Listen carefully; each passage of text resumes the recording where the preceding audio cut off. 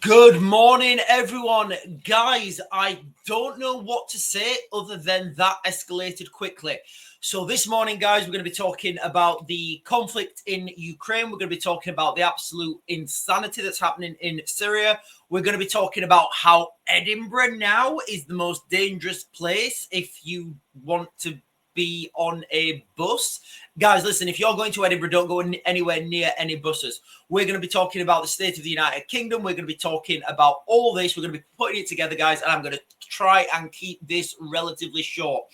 Also, guys, what I want to do is I want to talk about Georgia and the situation in Georgia and how I feel, unlike the movement, the Maidan movement in Ukraine 2014, how the Georgian protests, I feel, are just going to be engulfed by the Russians. And that's a lot to do with logistics and the geographical location of Georgia. So, guys, let's just get into it. And if you've not done so already, guys, can you please hit the buttons down below, the like, the bell, and the subscribe button as well. Really appreciate it when you guys do that. It's just a little tap for your fingers, guys, and I really appreciate it. But before we start on this, guys, I want to talk about some biblical prophecy. Now, bear with me, guys, before I go on. Bear with me. I'm briefly gonna touch it, and then I'm just gonna say, there can't be all coincidence. Too many things are evident. Now, this is from. Bear with me, guys. This is from Isaiah 17. Behold, Damascus is taken away from being a city, and it shall be a ruinous heap.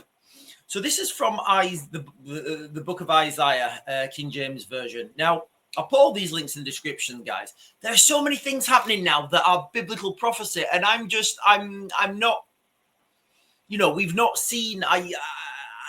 I'm starting to smell. I'm starting to become suspicious about this, guys. Now, I first did a video on this when I talked about the red heifer in, the red heifer's being sent to Israel. I started to talk about this when when there was the horses, when crackers around London, and I've been highlighting a lot of these biblical prophecies that are coming true. But as I'm going to come to in a moment, I think I'm starting to go the other way, guys. It seems too convenient. It seems too, it seems too in your face, and we've not seen any magic person come down from the skies yet. We've certainly not seen the heavens open up and a big hand come down. So I'm starting to think, is there an alternative motive for this? Now, one of the things that's really rang my alarm bells, and I'm not going to touch on it too much, but it's when Donald Trump started talking about freedom cities. If you look what he's talking about with the freedom cities, they sound like 15-minute cities. Now, I don't know what's going on here, guys. I've certainly not got don't have any access to Donald Trump. I don't have any access to the World Economic Forum. All I can do is decode and interpret the information that's given to us on the mainstream. Now, what I will say, and what I know with 100% certainty is, all military activities, all military,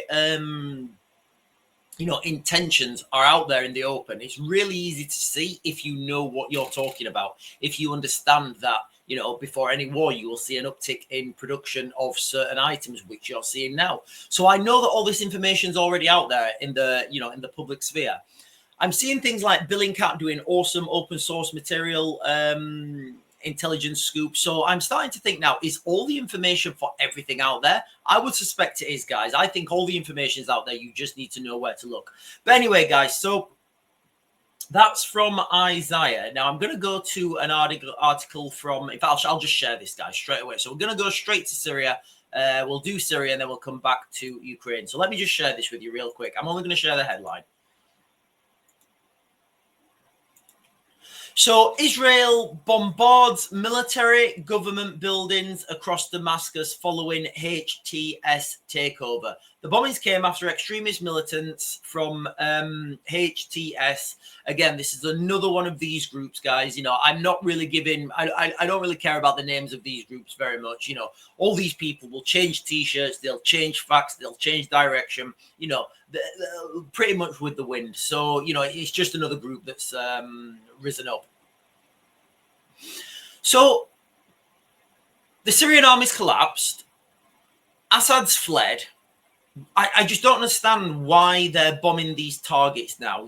I mean, potentially the argument could be, they're bombing the targets to keep these buildings out of rebel hands, maybe. I don't know. But I genuinely can't see any, I don't see the purpose of bombing this building, bombing these buildings here, like it says, military government buildings across Damascus. Maybe they're trying to take out military equipment, that the government buildings and the other stuff that they're bombing. I genuinely don't know why they are bombing this, guys. I have got absolutely zero idea.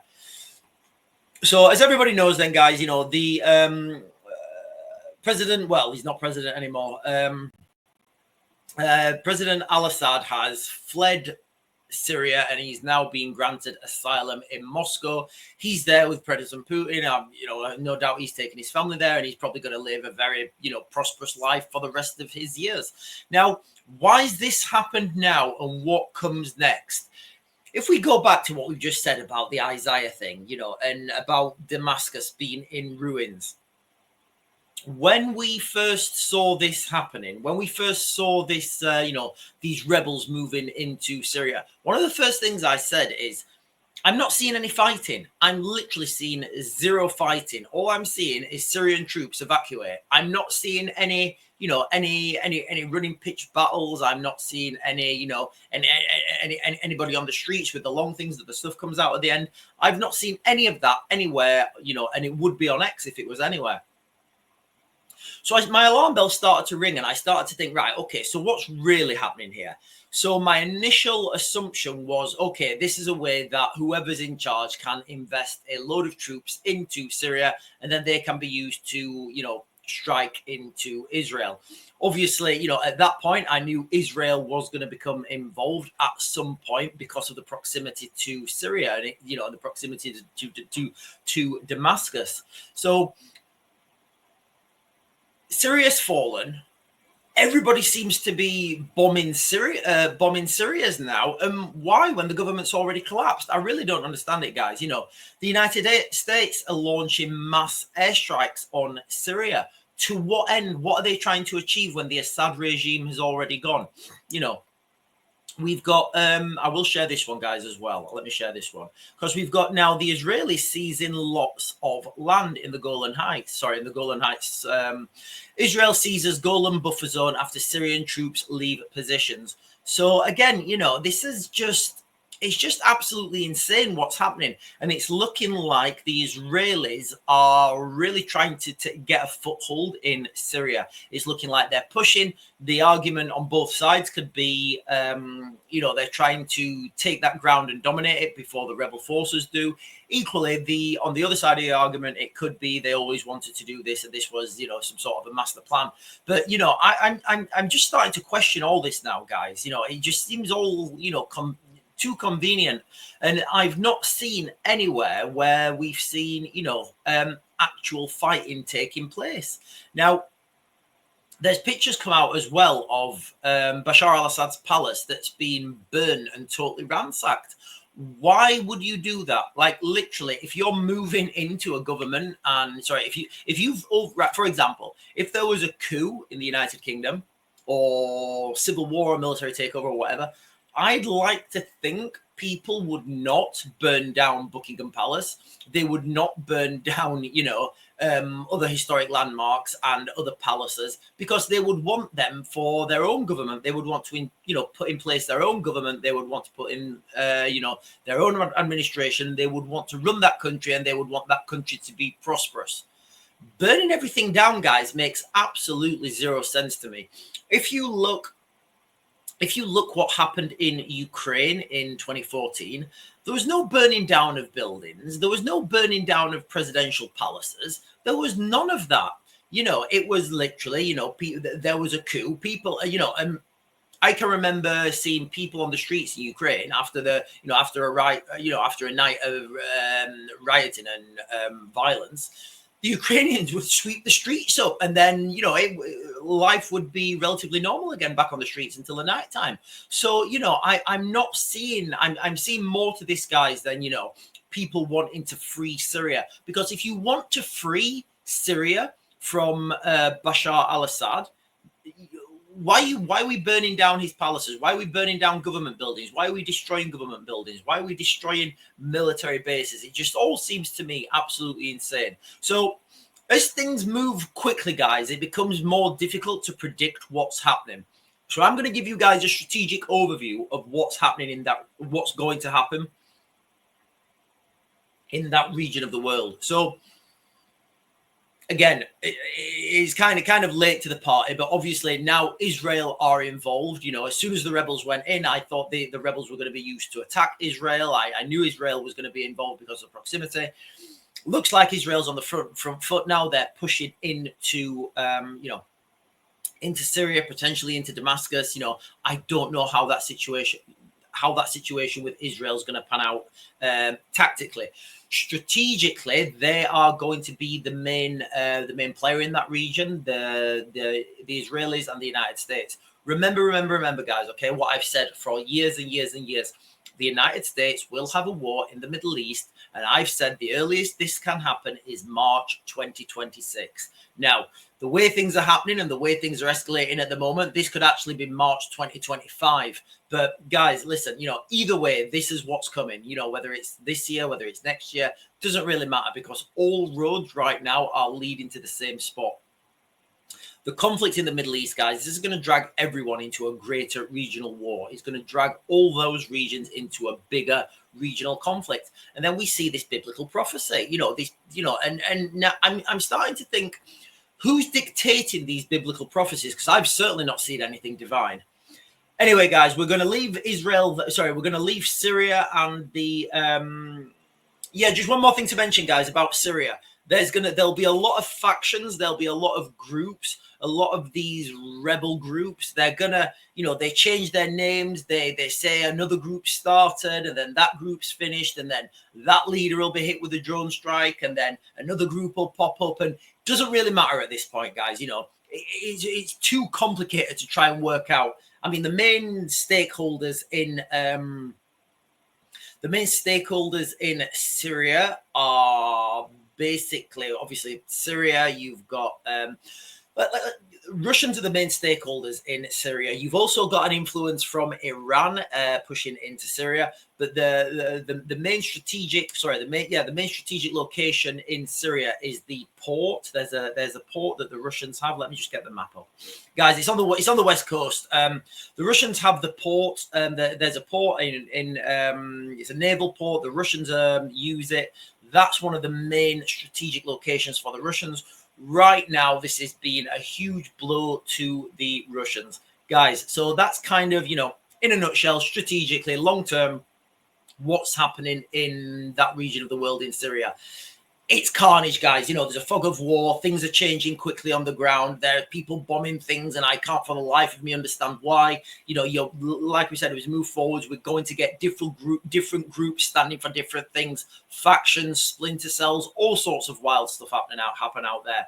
But all roads are leading to the United States intervention around, I've said, guys, it's going to be March 2026. The way things are moving at the moment, this could be brought forward to March 2025.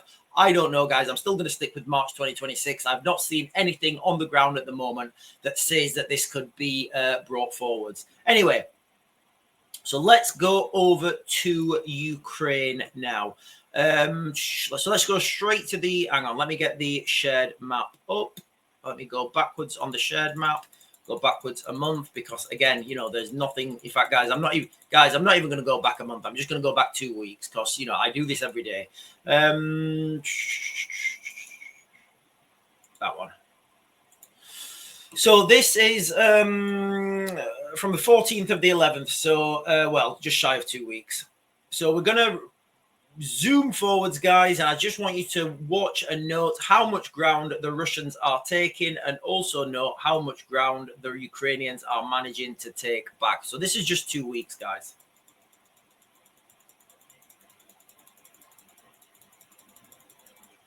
See, I'm really interested in this part here.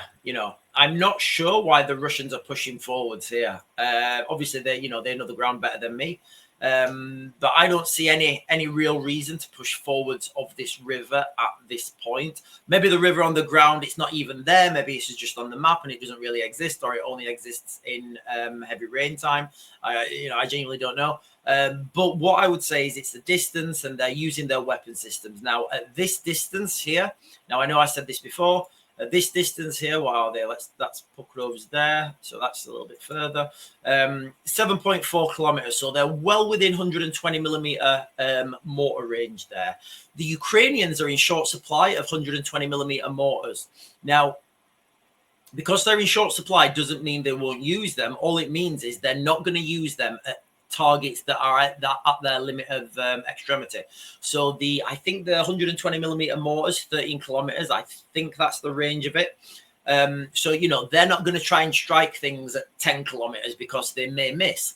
But at 7.4 kilometers, that is a good, you've got a high success rate at 7.4 kilometers. So I don't know why the Russians have come up to this location. They obviously have for whatever reason. But, that's what's happening. They're forming this pincer now. They're going to come in from the south, which they are doing. They'll keep pushing to the west, and then they'll come in from the north. And at some point, guys, Pokrov's is going to fall. So it came out also that the Ukrainians, let me share this because this is absolutely insane. Just before I go on to this share screen, guys, okay, you need to conceptualize that the British military in Afghanistan, when they were there for 20 years in Afghanistan, lost 457 soldiers. Now, for every one soldier that's lost historically, like statistically, you get about 7 people with life-changing injuries. So that's kind of the numbers we're talking about. Remember that number, guys, 457 in 20 years. That's how many service people died in Afghanistan in the 20 years the British military was there. So let me just go straight onto the share screen, guys.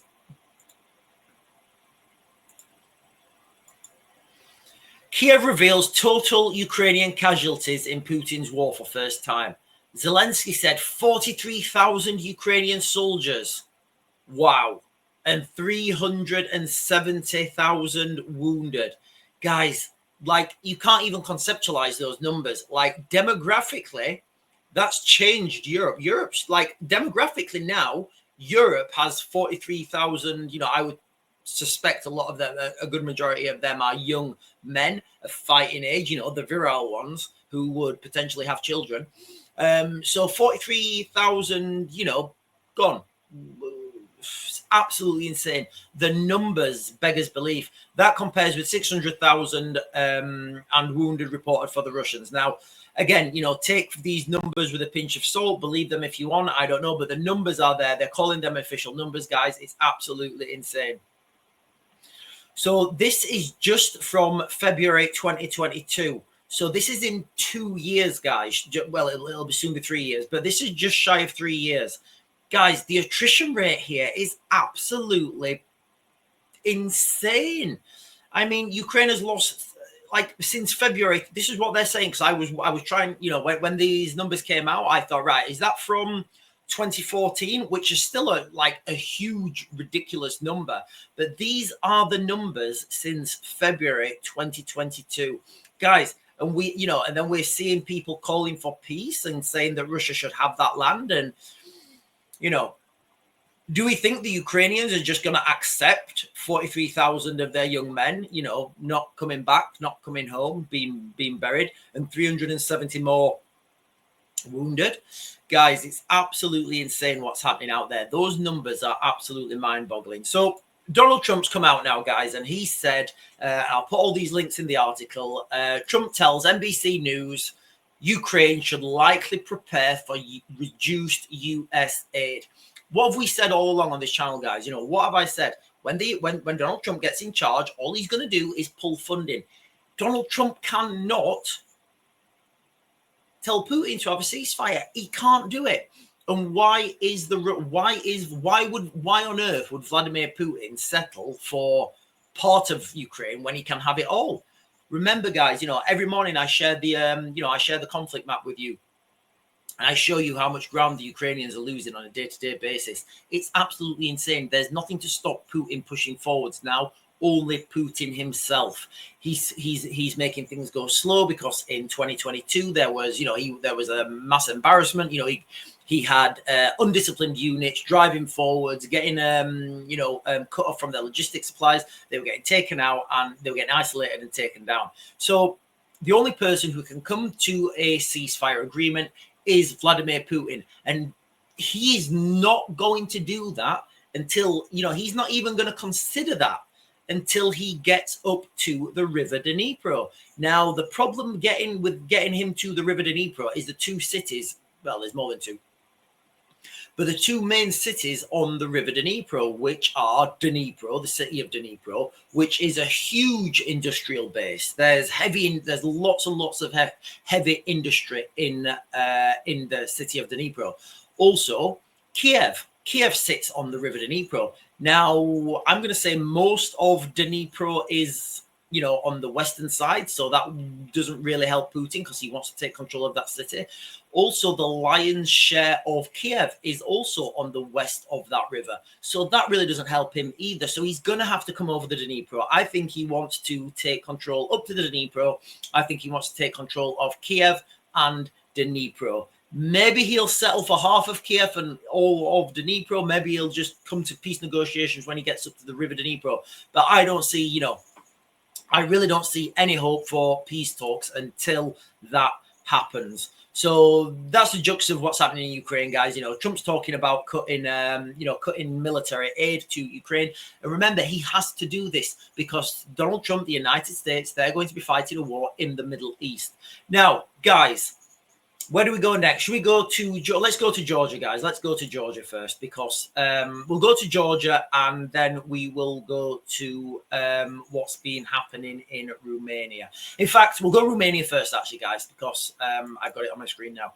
Right, so Romania. For those of you who don't know, there's been an incident in Romania where there was an election. They had to call off the election because the government was saying that there has been huge Russian influence and, well, I'll read the article. Russian acts of sabotage. So we'll talk about Romania and then we'll talk about these acts of sabotage. So in Romania, guys, they're talking about this may be an infringement. What's happened in Romania is there was an election. There was a far right guy. He was getting high in the polls, and then they said, right, there's too much Russian interference. We're going to have to stop this.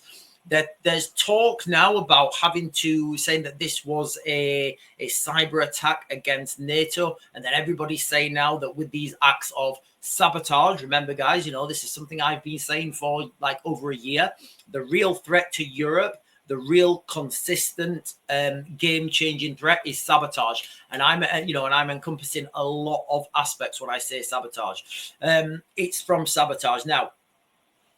Russian acts of sabotage may lead to NATO invoking Article 5, says German intelligence chief. So this guy, Russia's acts of sabotage against Western targets may eventually prompt NATO to consider invoking the alliance's Article 5, Mutual Defense Clause. The head of Germany's foreign intelligence, right? It says it somewhere. Oh, here it is. So guys, listen, remember my video on Article 5 and how I said it was useless? Right. Okay. So, right. No, hang on. Here we are. Sorry. I'm totally monging it. So this bit here. So it's absolutely insane. Obviously, these guys don't know what they're talking about. And it's wild. It's not just British politicians who don't know what they're talking about. It's everybody who doesn't know what they're talking about. So, sorry, it's this one here. Under Article 5, remember, guys, like, this just really winds me up. Under Article 5, if a NATO member comes under attack, yes, the other members of the alliance are obliged to help it respond. No, they're not. That is not what Article 5 says at all. Article 5 says an attack against one member state is deemed an attack against all member states. Yes, that is true. But if these pundits had actually read Article 5, it doesn't say this at all. So you get all this rhetoric, guys, about Article 5. The embarrassing thing is going to come when a country invokes I don't even know what invoke Article 5 means, because it makes no sense. When Article 5 was written, there was no such thing as cyber attack. There was no such thing as drones. There was no such thing as these long-range hypersonic missiles. None of that was there. All it says in Article 5 is, if a country is attacked, the NATO Security Council will convene and take whatever action is necessary to bring security and stability to that region. It says nothing about a cyber attack. Like, how can the Security Council come together and bring security to that region when it's a cyber attack? Like, first of all, you've got to identify where this cyber attack's coming from. This thing will take years to be conclusive. It's embarrassing that these people from Reuters are actually writing this. It's fake news. It doesn't mean anything, guys, and it's absolutely insane. There's no such thing. Well, there is a such thing as Article 5, but like we keep saying, it doesn't mean anything. So the situation in Georgia, guys, the situation on Georgia on the ground is it's sustaining. There's sustained hostilities on the streets of Tbilisi, rioting, protests. The police are coming down now heavy on the opposition. And what the main differences of Tbilisi and Kiev are their geographical locations, whereby it was very easy for the West, for Europe, the European Union, the United Kingdom, France, Germany, Poland, to send supplies to Ukraine because of the land border with Poland. Unfortunately, Georgia doesn't share that advantage. There is no friendly countries around Georgia that could help logistically. So that is what's going to happen in Georgia, guys. The Russian hand will move in, and slowly but surely, what's happening in Georgia, it will be quelled. The Russians will take further control of Georgia. And that is just a simple geographic question, guys. It's got nothing to do with, it's got nothing to do with politics. It's got nothing to do with anything else other than the geography of Georgia. There's no way in to get supplies. There's no way that they can, I don't know, people can truck in a load of ambulances. People can send in by road a load of stuff. I remember seeing wild stuff where people were like buying, people in the United Kingdom were donating to ambulances, and then they were just filling the back of a van up, driving the van down and giving the van and everything to the Ukrainians. Absolutely insane. Now, guys, listen, I'm going to come on to something now. Where are we? Right. And I want to give you guys an article here. I'm going to share two articles. I'll just read them. Halloween horror. Edinburgh crash tragedy as man 74 decapitated after fall onto a single-decker bus before revelers find severed head. Can you remember that, guys? Like, nothing, that's just vanished from the media, hasn't it? It's just gone, vanished from the media. Like, we've not spoke to we don't know who the bus driver is. We don't know anything about this. There's so many question marks over this article. It's absolutely unbelievable. Well, guess what? Yesterday, I think it was it yesterday? 8th of December. So yeah, yesterday. Edinburgh, well, I'm going to share this with you actually. So can you remember when the initial thing happened in Edinburgh? It was just like a non-story. Oh yeah, we found a head. Yeah, we do this all the time. And there was very little of police presence. There was very little police investigation. There was pretty much nothing there. It was just wild how quickly it got swept under the carpet. Edinburgh City Centre on lockdown after man hit by a bus as emergency crews raced to the scene. So can you see straight away the difference in how the police have operated? Here, the city's on, city centre's on lockdown. The other one, it was hardly anything was happening. Edinburgh City Centre has been locked down after a man was hit by a bus on Sunday afternoon. Both George Street and Hanover Street have been closed after the incident. Witness said a huge number of emergency services have raced to the area. So what is happening, guys, in Edinburgh with buses? What is happening? I think, and I'm going to suspect, that there's a lot more to this than meets the eye. I think it's got something to do with spycraft. I can remember when there was There was somebody found in a body in a suitcase, and somebody had been put into a suitcase. I can remember, you know, looking at that, and that was something to do with spycraft as well. So let's be under no illusion. There are spies operating in the United Kingdom.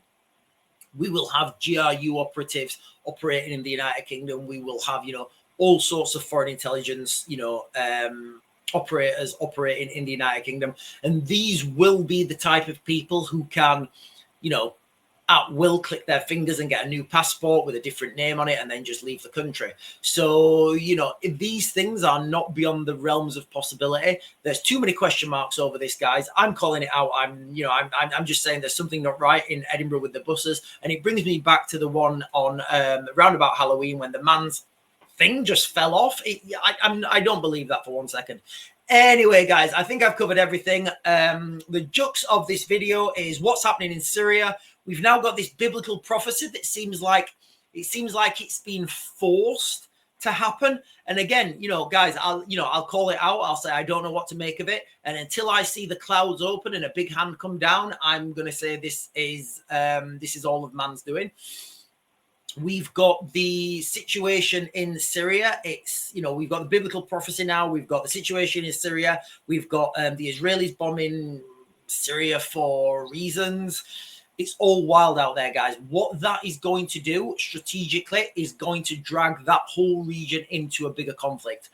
On the ground, tactically, day by day, it's going to be very difficult to try and predict what's going to happen because you've got so many different groups. You've got so many different, and this is what you'll see, you know, in the days and weeks to come. You're going to see maybe the Israelis will move into Damascus as a peacekeeping force to protect someone, but again, once they're in there, they take control. It's their land then. You know, we're going to see all sorts of wild stuff happening from Syria, guys. And remember when I said the focus will go from Ukraine to the Middle East round about Christmas time? Here we are. We've got the Ukrainians. We've got Donald Trump saying that he's going to pull funding. We've got the numbers out. What was it? 43. Again, 40. I don't want to give this wrong number, guys. 43,000 guys. Though that's 43,000 since 2022, since February 2022. That is